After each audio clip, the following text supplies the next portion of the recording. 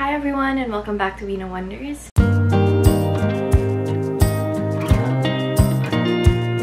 So today I have a very special video for you guys, and I feel like this video is probably gonna cater to two types of audiences. The first one would be 17 fans slash carrots who don't really watch this channel. So for you guys, hello, welcome, hi, I'm Weena, and I basically talk about books on this channel. And of course there are people who watch this channel and are just intrigued by the title but don't really know a lot about 17. So yeah, to you guys, 17 is a K-pop boy group and they're just super talented and amazing, and I love their music, I love their performances, and I love them.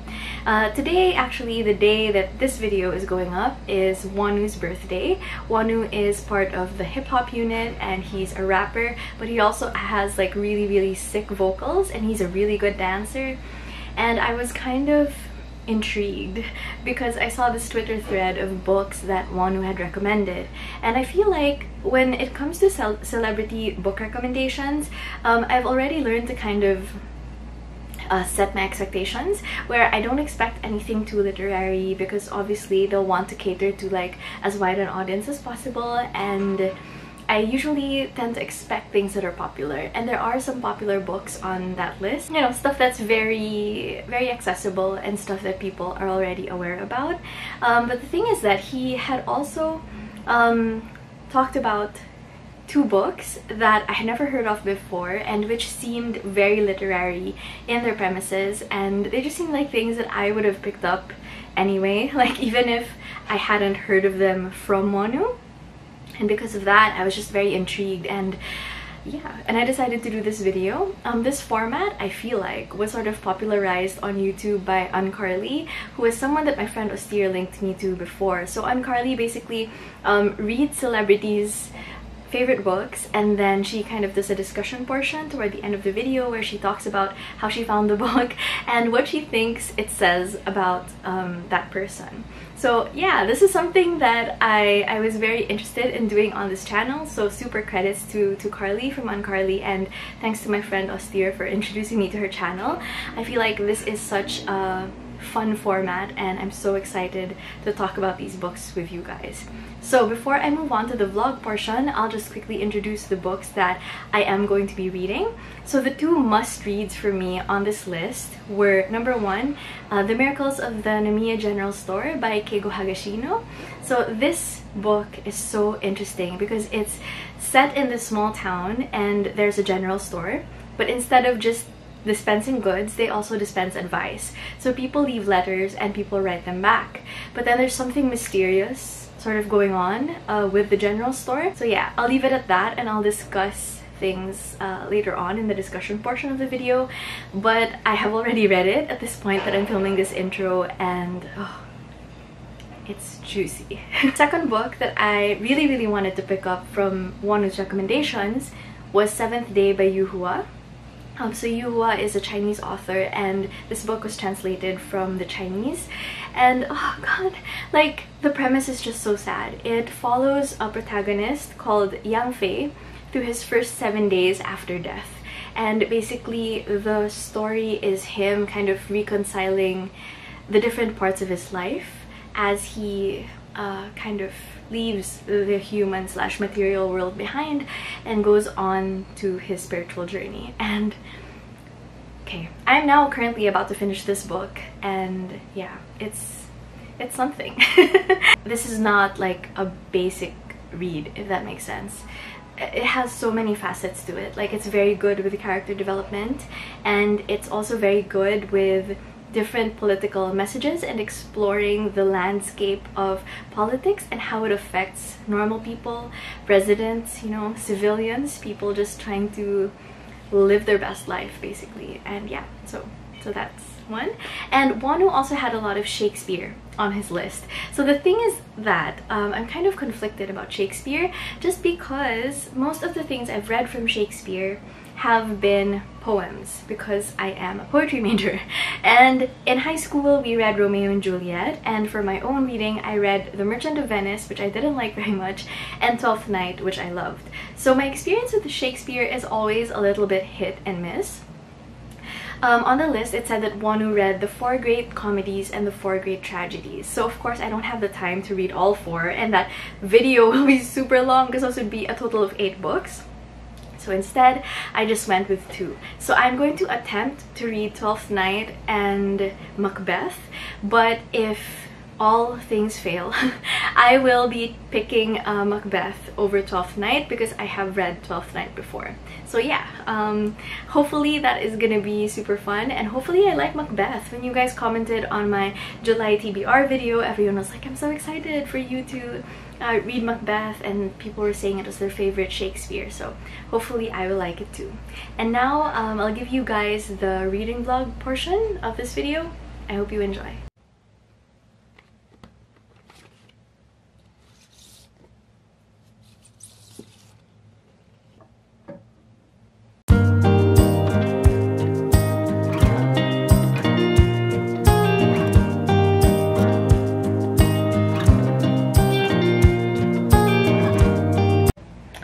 Hello everyone. So it's evening now. It's around 7 p.m. I finished the book that I was reading, The Miracles of the Namiya General Store, and I really enjoyed it. I'll process my thoughts more, of course, like toward the end of this video when I do like the actual analysis portion of this video, but just like off the top of my head, I think it was a very well constructed narrative, and it went deeper than I thought it would for like 200 plus pages. I didn't expect it to be kind of a generational saga in a way, and it's a generational saga but not in your typical way. It's not like there's a family and you're following all of them down. It's more like there are people who are all connected to certain institutions, like there's this sort of home for abandoned children, so a lot of the characters are from there, and it just kind of follows them through the ages. I think earlier on when I was sort of vlogging this morning, I said that I felt like this book had to go and loop back toward the characters at the beginning because they are the ones in the present day slash future, and the way that it did that totally freaking took my breath away. It was so good. And yeah, like, Jeon Wonwoo knows his stuff. I'm now reading the second Wonwoo book that I picked for this video, and it's Seventh Day by Yu Hua. And I am kind of sensing a trend now in Wonwoo's favorite books, which is that a lot of the characters are alone. The characters are sort of lonely and a little bit lost. So I didn't really know what to expect from Seventh Day because I went into it blind, and because I never read anything from Yu Hua before. But damn, like the first few sentences, I was like, oh god, this book is gonna destroy me emotionally. Because basically the premise of it is that we follow this man throughout his first 7 days of death, and so that sort of follows also the rituals after death that your family are usually supposed to take care of. And since he's alone, he doesn't have anyone to do that for him, and it's sort of his spirit kind of grappling with that. And I guess the eerie thing that sort of got me right off the bat with this book is that it's like my worst fear. The way that death and sentience in death is portrayed here isn't like you're disembodied and watching your body. It's like you're still in your body. And so like he can kind of see like where he's deformed, what's happening, etc. And the setting is that he's currently in line for the crematorium. So yeah, very sad premise. It's only around 260 pages also, and on my Kindle it says it'll take around 3 to 4 hours to finish it. I'm very ambitiously hoping that I can finish this today, just because I want to get started on the Shakespeare stuff by tomorrow. It's Wonwoo's birthday on Saturday, so I want this video to be signed, sealed, delivered by then, so that it can be up by midnight Korean Standard Time, because that's what I'm making it for. That's what I'm going through this madness for. So yeah, best case scenario, I will be able to finish this tonight, and I will be able to read Twelfth Night tomorrow. What day is it tomorrow? Wednesday. And then I'll be able to read Macbeth by Thursday. But if that doesn't happen, then worst case scenario, I will finish all my reading by Friday, which is okay. I mean, you know, we're not gonna take it too seriously. We're gonna try and have fun, which is the most Capricornian thing that I have ever said in my life, and it never happened. So so at least I try, okay?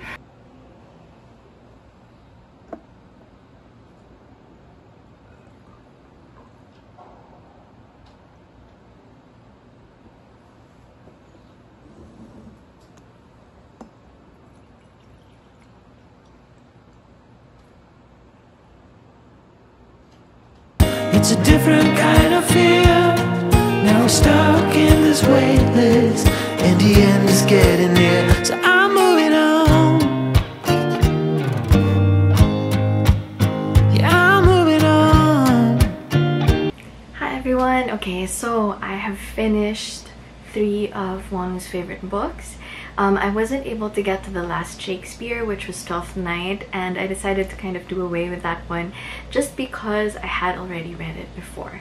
So I guess now I'll kind of give you my review of the 3 books that I read and just give you some of my thoughts and mini analysis of what I think this says about Mr. Jeon Wonwoo, today's birthday boy.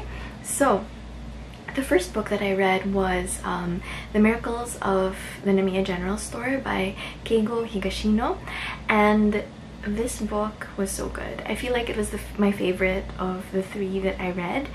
Basically, it revolves around this general store that's located in a small town in Japan, and the special thing about the general store is that the kids around the town, or not just the kids, but like the people around the town, sort of know the general store for dispensing good advice. So Mr. Namiya kind of had this system where people would leave anonymous letters and he would post up the answers on this kind of wall, or there would be like a milk crate where he would put the answers to letters that were a little bit more sensitive. And the interesting thing is that Mr. Namiya was sort of at his peak doing this, like in the 70s and 80s. And then after he passed away, it was kind of a mystery because there were some letters that were still being answered. But from our point of view, we kind of know where this is coming from, because the first chapter of this book follows 3 friends who are all kind of delinquents. They're not delinquents like in a heavy or like a bad way. It's just that they're seen as delinquents by society because they are from one of the children's shelters, and so they do like petty crimes to be able to get by in life, basically. And so the book opens with them having just held someone up, and so they're running away and they take refuge in the Namiya General Store. And while they're in there, someone leaves a letter, and they kind of discover that the general store is like a location for a strange time loop where the letters they're receiving are from the past, from a period just after Mr. Namiya had passed away. And this book is so interesting because while reading it, I was kind of afraid that the ending would be all over the place, or the ending wouldn't do justice to all of the story arcs that it had begun. Because actually, we only get to really hang out in the story with these 3 characters at the beginning and at a chapter toward the end. But for most of the book, we're following the people who sent the letters. And I think we follow like around 4 or 5 story arcs, and they're each unique, they each kind of overlap, but they're also tied together so well toward the end. Like the end of this is really what made me appreciate and enjoy and like this book more than I thought that I would, admittedly. I'm not the kind of person who really likes to read books that are I guess that you would categorize as like family friendly, if that makes sense. And at the beginning, just because of the title of this, I kind of thought that's what it would be like. Yeah, but I mean, not that those kinds of books are bad, it's just not really my preference. But when I read this, I was like, wow, that's so good. Like the way that Higashino played with time in this and was able to make us invested in each of the character arcs, even if it would kind of feel like reading a short story collection after a while, just because each story is so unique and there's like one plot for each story. It's not like you're just moving into tangents. Like each story also felt whole within itself, if that makes sense. So yeah, this is very, very good. I would give this around 4 out of 5 stars. I think the 1 star in this is just that I feel like toward the end there was a part that was a little bit rushed. Yeah. I guess that's the most I can say without really spoiling anything. But yeah, I feel like this is something that anyone would enjoy reading. Like if you're the kind of person who reads for plot, you would enjoy this. If you're the kind of person who reads for character, you would enjoy this. If you're the kind of person who reads for setting, you would enjoy this too. And it also tackles a lot of themes that have to do with like being overly materialistic, about what people value, about the concept of family. And I really appreciated it kind of moving out from just like this very personal narrative into other things also that can be sort of thought about. And the whole story arc, like the wider story arc with these 3 kids who are writing the letters, also kind of loops back beautifully at the end, and everything makes beautiful sense. So yes, 4 out of 5 stars for The Miracles of the Namiya General Store. The next book that I read was was The Seventh Day by Yu Hua, and I kid you not, this book is giving A Little Life a run for its money. Like, it's so sad. It's like the Book of Life and Coco if there was no happiness or joy in it whatsoever. I guess the thing about this book is that... Oh wait, I should talk about what the book is about first. This book is about a character named Yang Fei, and Yang Fei has died. So he's passed away, he's only 41 years old, and it basically follows him through the 7 days after his death, where he's kind of coming to terms with the fact that he's died, with the fact that he died at a period in his life where he was alone. His father had passed away. He didn't have a wife because his ex-wife had divorced him years ago, and he has no children. So basically there was no one to do all of the mourning rituals. Mourning, not mourning like morning skincare, but mourning, like, is there a way to say that?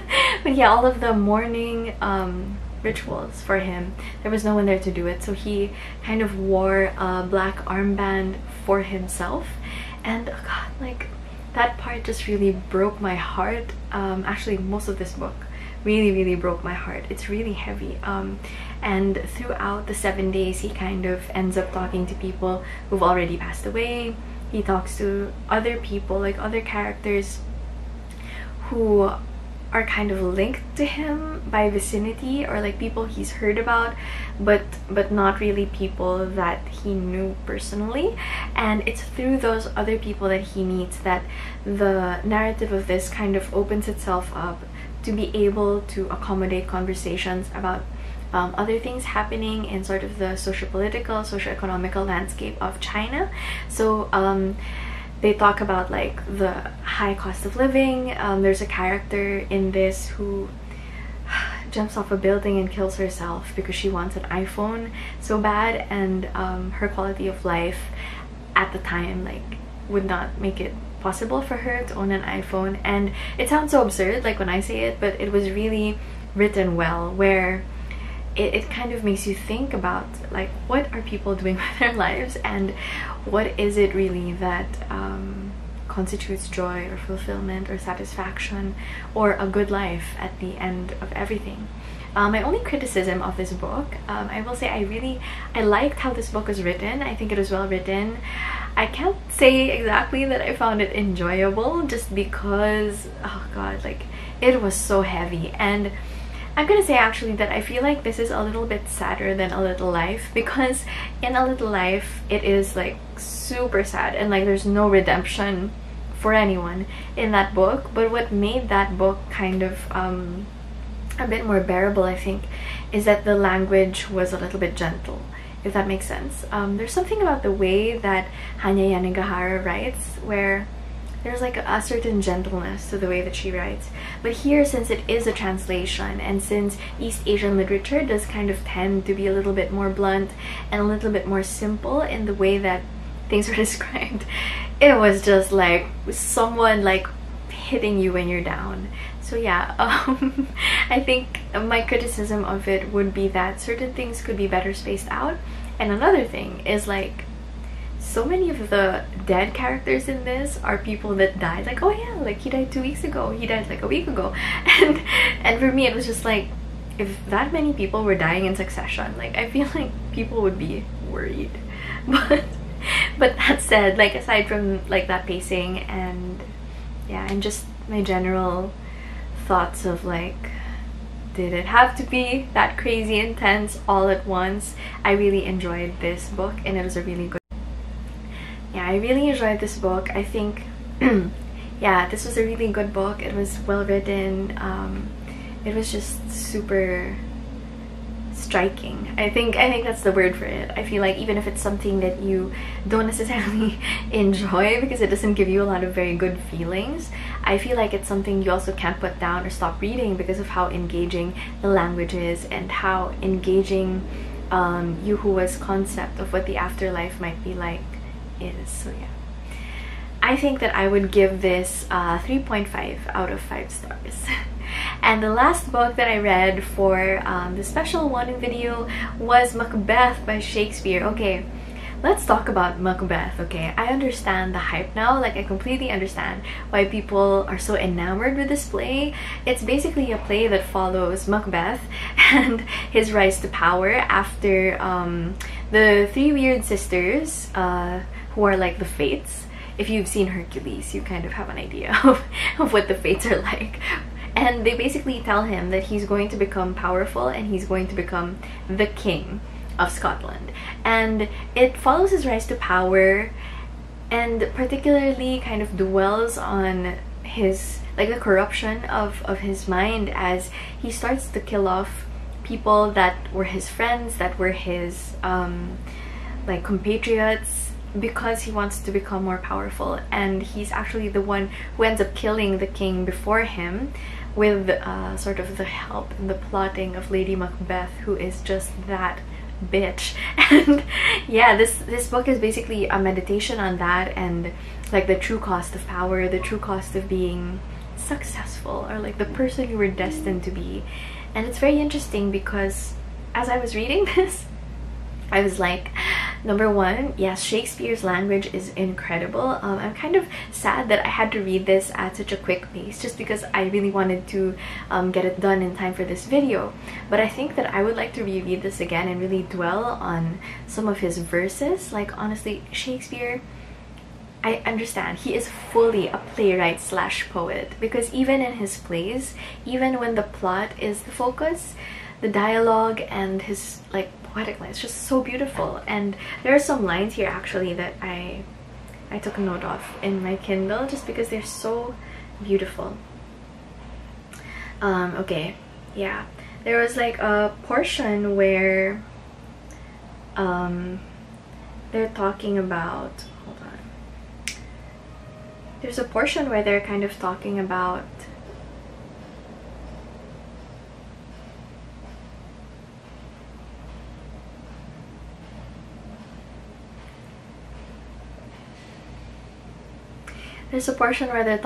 mercy and yeah, just, you know, what what things can be forgiven and what things can't. And here, one of the characters, I believe, yeah, it's Malcolm, who says this. He says, "This murderous shaft that's shot hath not yet lighted, and our safest way is to avoid the aim. Therefore to horse, and let us not be dainty of leave-taking, but shift away. There's warrant in that theft, which steals itself when there's no mercy left." Like, what the heck? He and his brother here are talking about like running away or like escaping the scene of their father's murder because they know that they're going to be kind of framed for it. Gosh, like, my god, it's so good. It's so freaking good, and there is a musicality to this that I think would be super enjoyable, like in a play setting. That old thing, like, what's that? Bubble Bubble Toil and Trouble is from this play, and that Harry Potter song, Something Wicked This Way Comes, is from this play. So yeah, it's super good. I'd love to see this stage. Like, I realized I've never seen like Macbeth as a play itself, I guess because it's not really the kind of story that that would entice people like to stage it here in the Philippines. But yeah, it's very good, and I feel like for this play, the thing that I love about it is it could be an Edgar Allan Poe story, if that makes sense.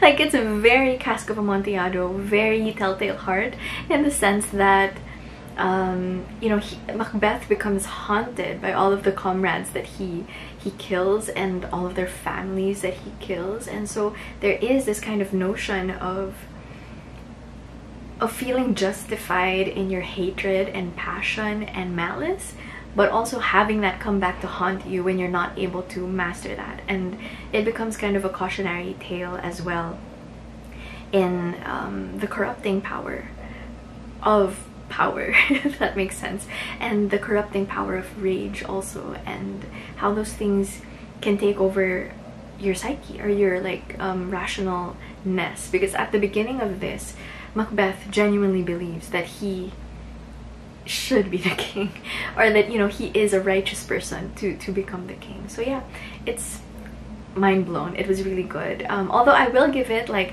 4.5 out of 5 stars and not the full 5 stars, just because I want to read it a little bit more closely. I feel like for me to give this 5 out of 5 stars, I should be able to like count it as one of my ultimate favorites, and yeah, I just feel like I can't do that yet. I can't give myself that kind of pressure yet. Yeah. Okay, so now I guess let's talk about Wonwoo's taste in books. Number 1, very good taste in books. Like, I think I mentioned this at the beginning of this video, where I hadn't expected his taste to be so literary. I thought it would be kind of your typical celebrity books type of thing, but wow, like, these were freaking... he went deep and they were really good. I really enjoyed them. What do I think it says about Wonwoo as a person, or like as far as his interests go anyway? I will say that I think Wonwoo is very fascinated by themes of death, for sure. That's a prevailing theme in all of these books. Very fascinated also by socio-political systems and expectations, and how they kind of trickle into our daily lives and inform the things that make us feel good, that make us feel valid, that make us feel like successful, functioning human beings who are worth love and attention. I think he's also very interested in the concept of family, because these 3 books also have a lot to do with that. In the Namiya General Store, there's one story arc about this kid who runs away from his parents.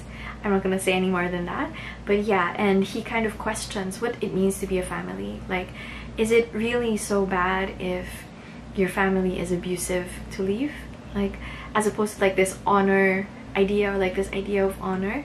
And later on, that kid kind of ends up finding a family in the shelter that he goes to.